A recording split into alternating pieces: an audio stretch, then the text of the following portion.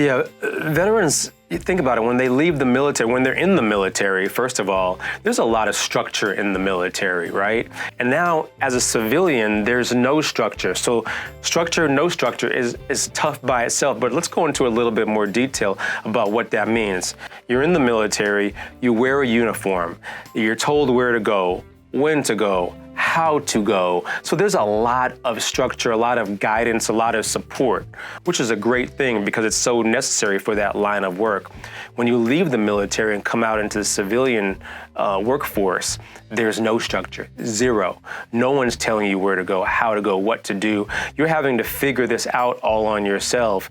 And so it's important to be able to establish networks, relationships, to strengthen your capabilities, to have accountability, partnerships, all of these things that guide you along the way. And sometimes it can be challenging for service members when they're stepping out.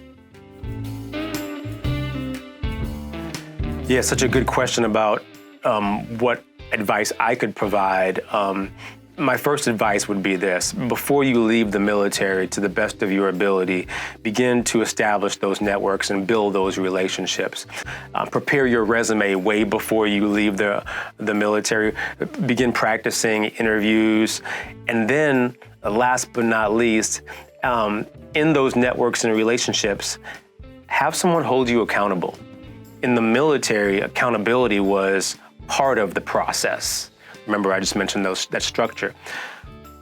Who does that look like for you outside of the military? Who is holding you accountable? So now I think it's very important to have that accountability partner to be established outside of the military. And of course, if you don't know where to start with one of those, I know a guy.